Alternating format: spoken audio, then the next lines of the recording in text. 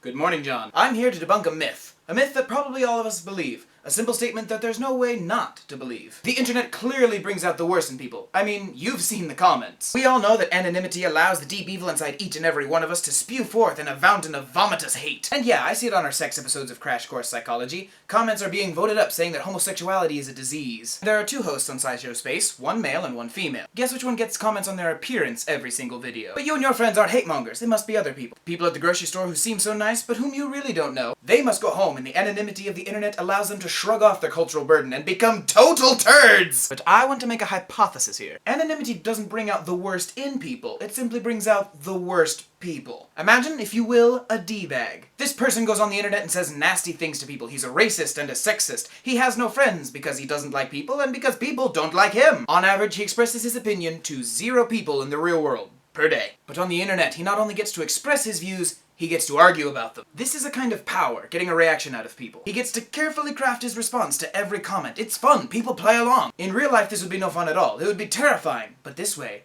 it's just a little thrilling. It's a rush. This person isn't a sweetheart all day long. The reason you don't meet internet trolls in real life isn't because they're hiding. It's because they don't talk to people. They've been ostracized from society because they suck. This is, of course, a theory, but it would be a fairly easy theory to test. I bet internet trolls would absolutely love to fill out surveys from some psychology graduate students. They're bored at home and all they want to do is find ways to interact with other humans. And honestly, I think finding out about these people is vital, because the culture of the internet is greatly influenced by this narrative. People believe that commenters are abusive, and so good people avoid the comments or even the entire internet, making it all worse. And the internet is great, and has so many great, supportive social spaces. But if we all think the internet is less great, the internet will be less great. Still, my greater worry is that we'll look at the comments on a YouTube video and think, well, look at this! At least a third of these people are terrible! And then by extension we'll believe that a third of the people in the world are terrible. This is simply not true. Comment discussions select for D-bags because they make the place hostile to everyone else. Now, when there are 100,000 people in the room, some of them are gonna suck. And the psychology of the internet results in most of the nice people being quiet about their niceness, while internet trolls are happy to comment at every available opportunity. YouTube nowadays tends to promote discussion rather than good comments, leading to hateful comments that get discussion flowing being constantly promoted. Indeed, the entire goal of trolls is to get discussion because they want interaction. It makes them feel superior,